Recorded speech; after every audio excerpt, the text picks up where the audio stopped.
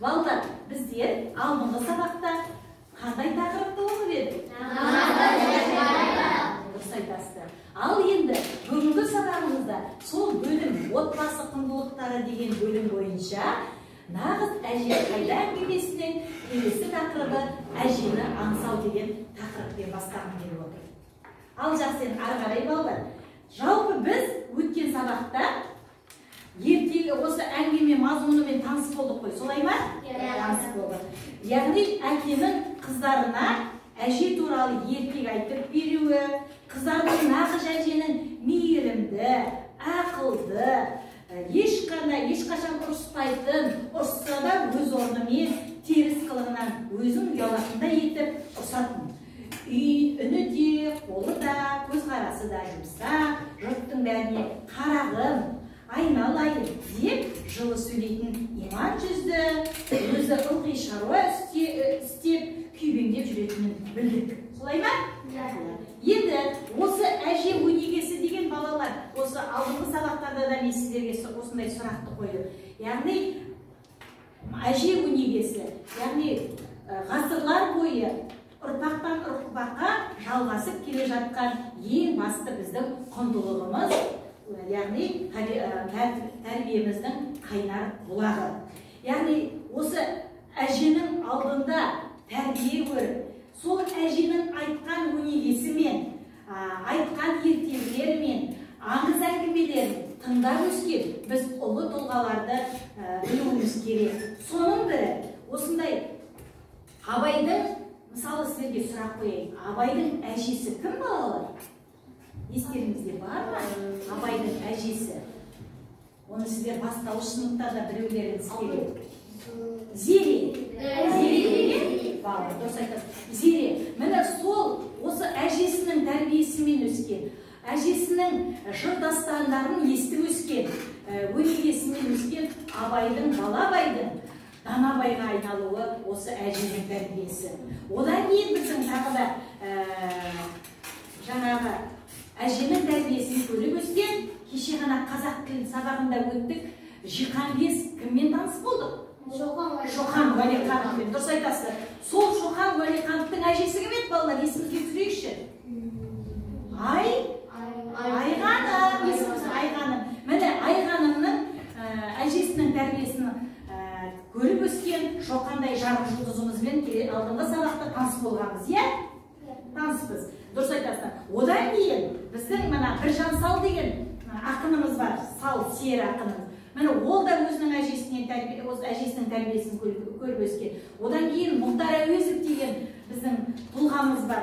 Бұл Абай жолы эпопеясының авторы, солай ма балалар? Міне ол тұлғамызда осы әже тәрбиесін көріп өскендер екен.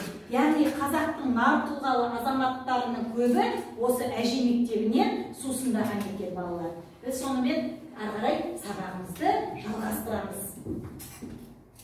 Күннің жадын жазыңыздар. Күннің жадын, бүгінгі күннің жадын.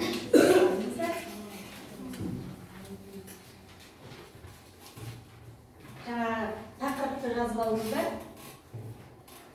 Міне тақырып, сабақтың тақырыбы нағыз әже қайда, әжені аңсау.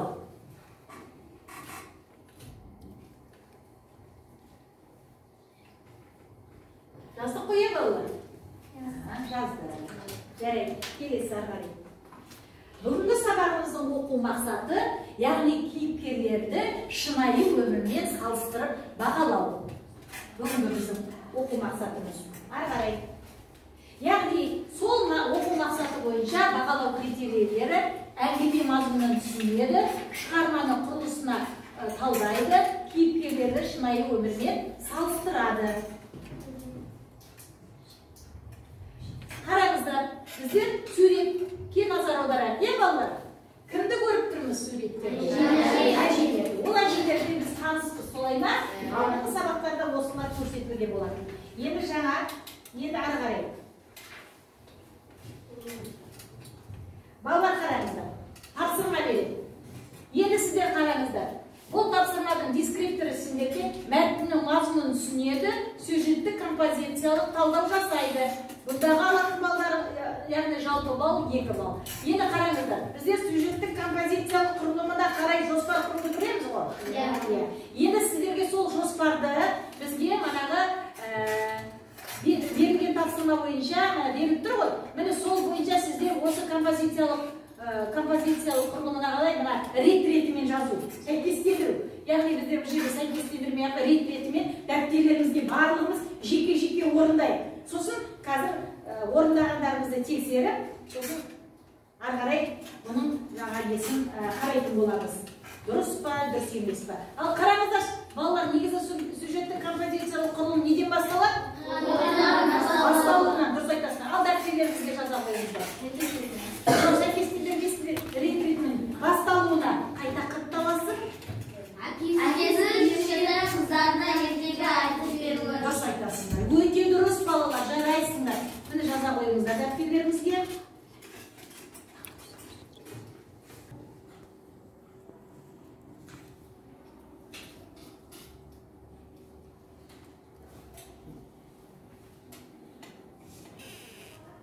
Келесіге балалар қандай?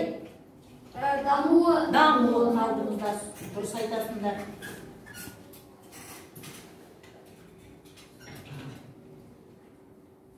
Басталуы, дамуы. Одан кейін қандай? Шиеленісуі. Бекнұр, шиеленісуін аламыз. Оған да тақырыпты жазамыз.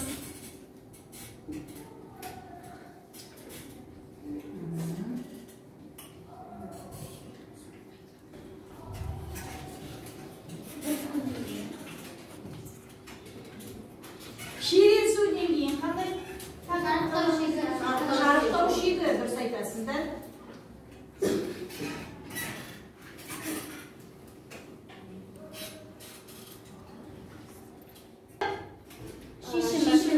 Шешімі. Тақырыпты жаздық па?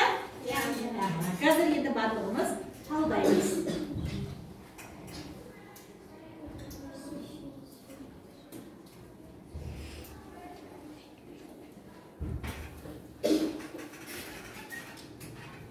Болған оқушы бар ма? Дайынмын деп отыр.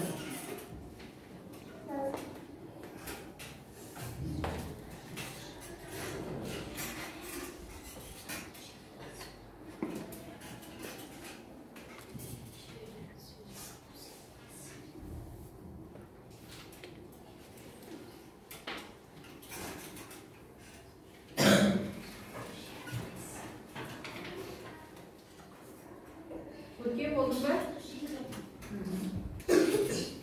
Асылжан, көтердің ба? Қай жеге келдің? Шарықтау жегі, содан кейін шешімі тездете қойып балалар.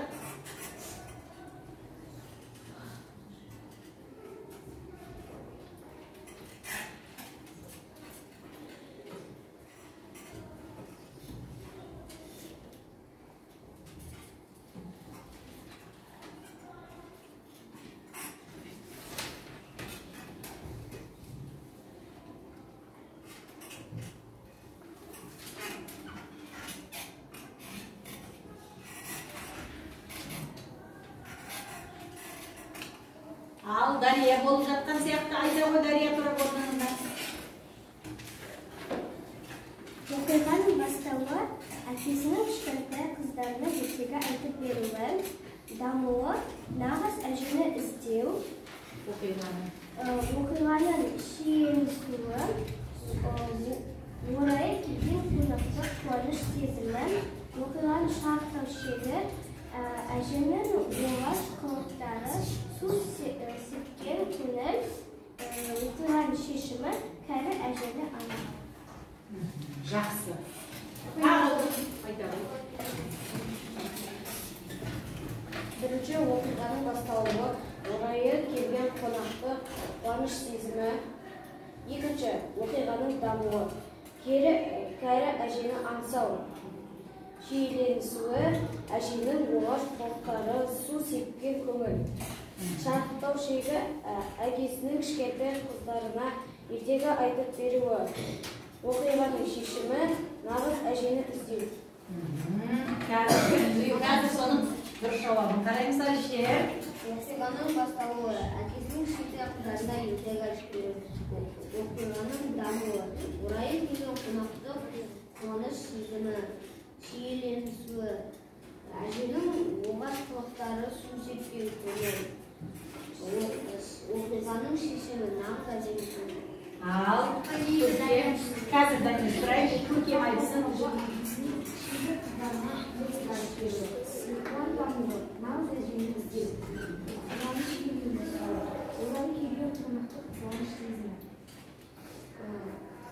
Оқиғаны шарықтау шегі, әженің оғаш қылықтары, су сепкен көңіл, оқиғаның шешімі кәрі әженің.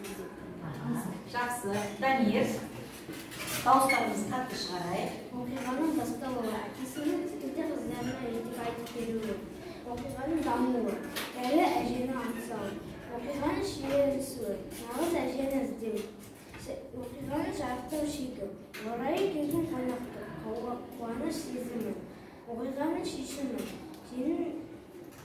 әженің оғаш қылықтары, су сепкен көңіл. Ал, жақсы, Жанел. Оқиғаның басталуы, әженің кішкентай қыздарына ертегі айтып беруі, оқиғаның дамуы, нағыз әже қайда іздеу, оқиғаның шиеленісуі, орайы келген қонақтық қуаныш сезімі, шарықтау шегі, әженің оғаш қылықтары, су сепкен көңіл, шешімі, кәрі әжені аңсау. Жақсы, жақсы балалар. Барлықтарымыз жазған екенсіңдер, иә? Енді барлығымыз қалай, дұрыс па, дұрыс емес па, соны қарай жүреді. Бар ма? Иә, бар. Кімді байқадың? Иә, қай жерінен қателесің? Бірінші тақырыпты өзгертіп алды, солай ма? Дұрыс, Бектор соны дұрыстап жіберді. Яғни біздің жауабымыз былай екен, тыңдайық. Яғни нағыз әже қайда әңгімесіндегі талдау бойынша сюжеттік композициялық құрылымына қарай оқиғаның басталуы немен басталды? Әкесінің кішкентай қыздарына ертегі айтып беруі. Тақырып осылай болу керек қой, иә балалар? Жақсы. Келесі дамуы.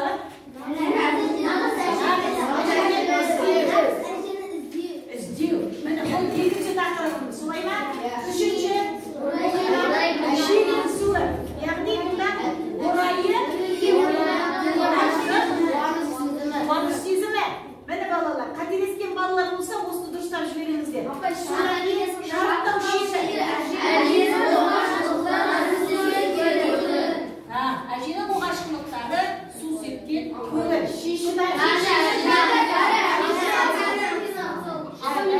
Жарайсыңдар балалар. Барлық жауапты дұрыс алдым деп ойлаймын. Қателескен оқушылар бар, соны дәптерлеріңізден түзетіп жіберіңіздер. Түсінікті ме? Түсінікті ғой. Сонда балалар қараңыздар, нағыз әжені іздеу деген, бірінші біздің оқиғаның басталуында әкесінің кішкентай қыздарына ертегі айтып беру деген әңгімені оқығанда, ол әңгіменің басы ғой, иә? Маған ертегі айтудан басталады. Содан кейін Ая мен Райханның сол әжені іздеу арқылы сұрақ қоюы ғой. Мына қарай тақырып осылай жалғаса береді екен, иә? Жақсы. Келесі балалар. Бізде қараңыздар. Бізде екінші тапсырма, яғни бұрынғы әжелер мен қазіргі әжелерді ұқсастықтары мен айырмашылықтарын салыстыру. Яғни бұндағы жалпы не? Бал, екі бал, мынау дискретті. Қараңыздар балалар, енді осыны ауызша айтсақ қалай болады? Яғни бұрынғы әжелер және қазіргі әжелер. Осы екі әжелер, екі бұрынғы әжелер мен қазіргі әжелердің ұқсастығын табу. Ал бұрынғы әжелерге айта қойса кет. Жоқ.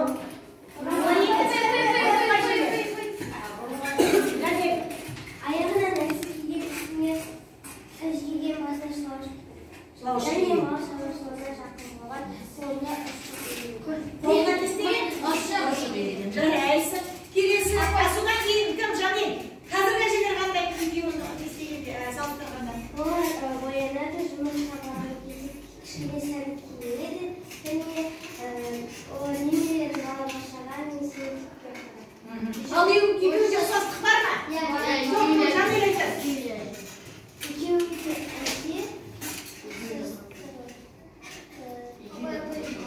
Oldu da?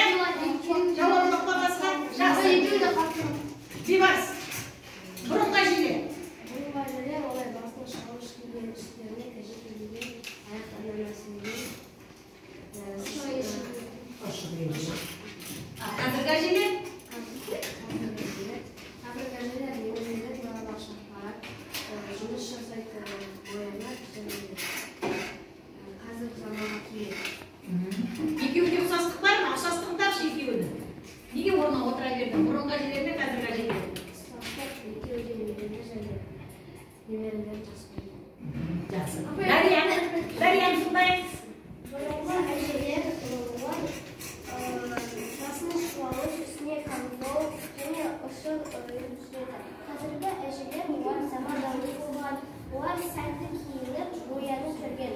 Ал ұстастығы екеуі де әже және олар немерелі, бақурлы және ақылды. Ақылды. Жақсы. Максим. Бұрынғы әжелер.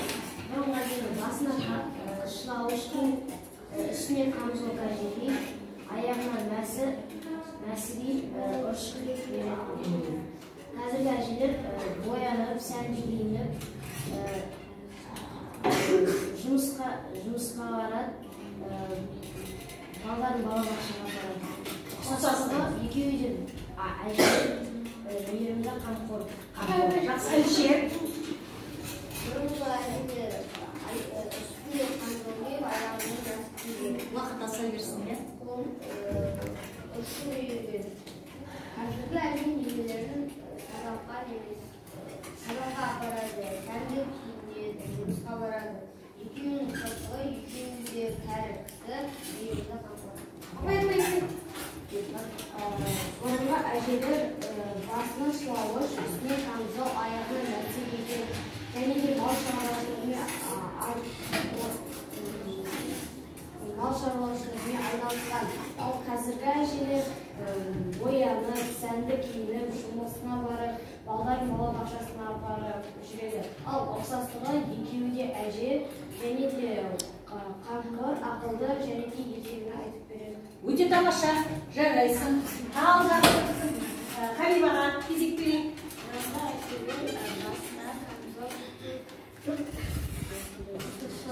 Басына шылауыш, үстіне камзол, аяғына мәсі киген, қолдарына ұршық берген. Қазіргі әжелер боянады, қазіргі заманға сай киім киеді, балаларын балабақшаға сабаққа апарады. Ұқсастығы екеуі де әже, мейірімді, ақылды. Өте тамаша. Жарайсыңдар. Иә, айта ғой. Бұрынғы әжелер басына шылауыш киген, мал шаруашылығымен айналысқан, камзол киген, мәсі киген, қолдарында қойған. Заманауи әжелер олар қазір жұмысқа баратын болғанса, олар сәнді киінеді және боянады. Ұқсастығы екеуі де әже, олар немерелерін жақсы көреді, қамқор. Жақсы. Балалар, шылауыш деген немене? Шылауыш деген Ал ұршық деген немене? Жақсы балалар, өте жақсы. Яғни біздің бүгінгі нағыз әже әңгімесіндегі әженің киіміндегі шылауыш деген не? Қолына ұстасын берген ұршық деген не? Міне осының барлығын біз білдік, иә?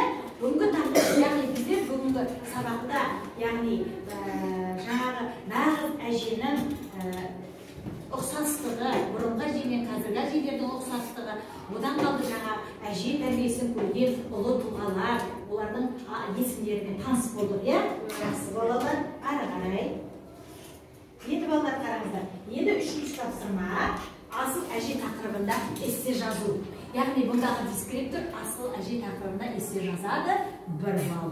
Яғни біздер асыл әже тақырыбында өздеріңіз ойларыңыздағы және де нағыз әже қайда әңгімесіндегі Ая мен Райханның, Азаттың әжелерін кірістіріп және өз әжелеріңізді де бірге қосып эссе жазуларыңыз келеді.